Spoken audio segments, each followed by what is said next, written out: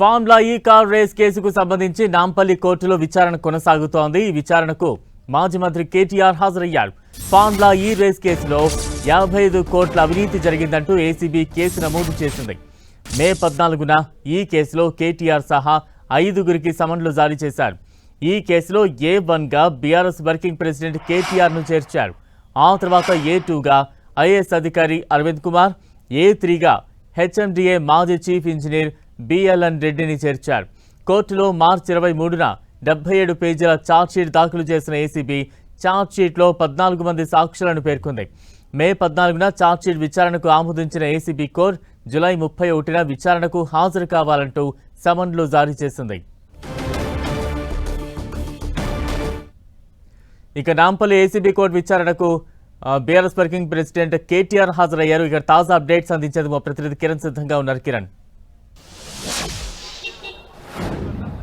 బలరాం కొద్దిసేపటి క్రితమే నాంపల్లి ఏసీబీ కోర్టులో విచారణకు హాజరయ్యారు. కానీ కొంత సమయం పట్టే అవకాశం కనిపిస్తుంది. వ్యక్తిగత పూచికత్తు బాండ్లకు సంబంధించిన సమర్పణ కొంత ఆలస్యమయ్యే అవకాశం కనిపిస్తుంది. కొద్దిసేపటి క్రితమే న్యాయమూర్తి కూడా ఈ కేసుకు సంబంధించి పాస్ ఓవర్ చేసిన పరిస్థితి కనిపిస్తుంది. కాబట్టి మరొక గంట సమయం పట్టే అవకాశం కనిపిస్తుంది. వాస్తవానికి ఎందుకంటే 10 గంటల తర్వాత కూడా ఒక 10 నుంచి 2 నిమిషాల మధ్యలో కూడా పూర్తిగా ఈ పూచికత్తు సంబంధించిన బాండ్ల సమర్పణ సంబంధించి కూడా ముగిసిపోయే అవకాశం ఉందని అందరూ భావించారు. కానీ కొంత న్యాయమూర్తి పాస్ ఓవర్ చేయడంతో కొంత సమయం పట్టే అవకాశం కనిపిస్తుంది. పెద్ద మొత్తంలో బీఆర్ఎస్ పార్టీకి సంబంధించిన కార్యకర్తలు ఆయన వెంట రావడంతో కూడా నాంపల్లి కోర్టు పరిసర ప్రాంతాల్లో కూడా కొంత బీఆర్ఎస్ పార్టీ కార్యకర్తల సందడి కనిపిస్తుంది. ప్రస్తుతానికి అయితే ఈ కేసుకు సంబంధించి కూడా ఏసీబీ ఉన్నతాధికారులు 77 పేజీలకు సంబంధించిన ఫైనల్ ఛార్జ్షీట్ను కూడా దాఖలు చేశారు. ముఖ్యంగా అప్పటి ప్రభుత్వంలో సుమారుగా 55 కోట్ల రూపాయలకు సంబంధించి కూడా ప్రజా ధనాన్ని దుర్వినియోగం చేశారు,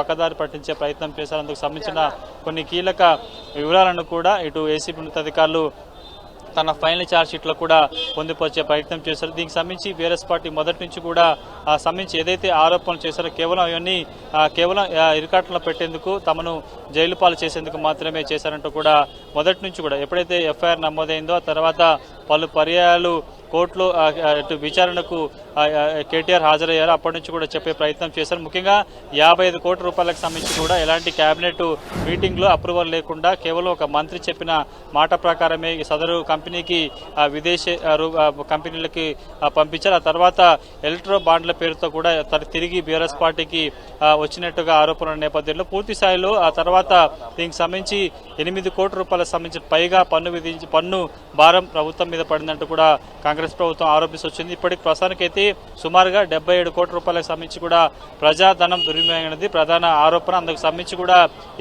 ఏసీబీ ఉన్నతాధికారులు కీలక సమాచారం రాబట్టే ప్రయత్నం చేశారంటూ కూడా చెప్పారు. మొత్తంగా ప్రభుత్వానికి అప్పటి ప్రభుత్వం నిర్వహించిన ఫార్ములా ఈ కేసు రాష్ట్రంగా సుమారుగా 600 కోట్ల రూపాయల పైగా నష్టం జరిగినట్టుగా ఛార్జ్షీట్లో పొందుపరిచిన పరిస్థితి. ప్రస్తుతానికైతే మొదటి నుంచి ప్రభుత్వం కావచ్చు, ఏసీబీ ఉన్నతాధికారులు చేస్తున్న ఆరోపణలు, అందుకు సంబంధించిన అంశాలను కూడా కట్టడి చేసే ప్రయత్నం చేశారు. వాటిని తిప్పికొట్టే ప్రయత్నం కూడా బీఆర్ఎస్ పార్టీ చేశారు. ముఖ్యంగా కేటీఆర్ కూడా పలుమార్లు విచారణకు హాజరైన తర్వాత కూడా ఈ ఫార్ములా రేసుకు సంబంధించి ఎందుకు నిర్వహించాల్సి వచ్చింది, ఏం జరిగిందన్న అంశాలను కూడా ఆయన చెప్పే ప్రయత్నం చేశారు. ఒక పవర్ పాయింట్ ప్రజెంటేషన్ రూపంలో కూడా దాన్ని చెప్పే ప్రయత్నం చేశారు. కేవలం హైదరాబాద్ బ్రాండ్ ఇమేజ్ ని పెంపొందించేందుకు మాత్రమే తాము ఫార్ములాకి ఈజీ రేస్ నిర్వహించామంటూ కూడా గతంలో చెప్పే ప్రయత్నం చేశారు. ఎక్కడ కూడా తాము ప్రభుత్వ ధనాన్ని దుర్వినియోగం చేయలేదు, పైసా కూడా ఇతర వ్యవహారాలకు మళ్లించినట్టు కూడా చెప్పే ప్రయత్నం కేటీఆర్ చేశారు. కాబట్టి ప్రస్తుతానికైతే ఈ కేసుకు సంబంధించి ఇప్పటికే చాలా సుదీర్ఘంగా అనేక పర్యాలు A1, A2, A3 ఎవరైతే ఉన్నారో ముఖ్యంగా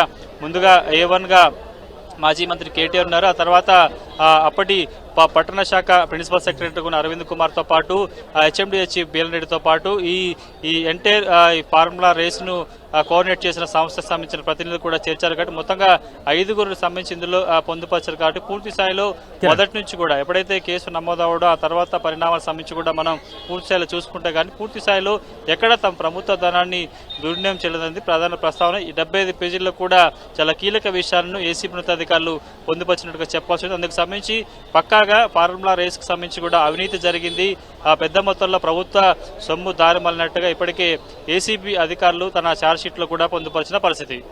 కిరణ్, అంటే దాదాపుగా కేటీఆర్ కోర్టుకు చేరుకుని సుమారుగా గంట అవుతోంది. ఏంటి లోపల ఎటువంటి ప్రొసీజర్స్ ఉంటాయి?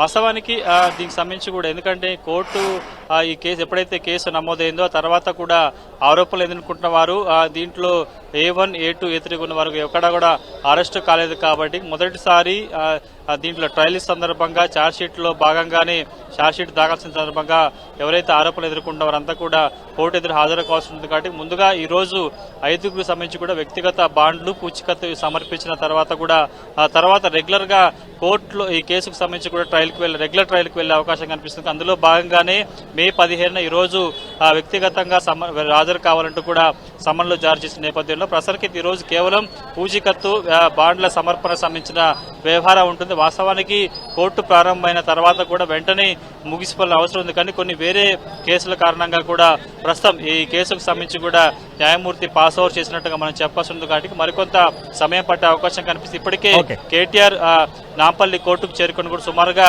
40 నిమిషాల పైగా సమయం అవుతుంది కాబట్టి మరొక గంట సమయం పట్టే అవకాశం కనిపిస్తుంది. ఎగ్జాక్ట్ గా 11:30 నుంచి 12 గంటల మధ్య ప్రాంతంలో కూడా ఈ కేసుకు సంబంధించి బెంచ్ ముందుకు వచ్చే అవకాశం కనిపిస్తుంది కాబట్టి కేవలం బెంచ్ ముందుకు వస్తే కేవలం ఒక 15 నిమిషాల్లో కూడా ఈ తంతంతా పూర్తయ్యే అవకాశం అయితే ఉన్నట్లుగా ప్రాథమిక సమాచారం. Right, thank you Kiran.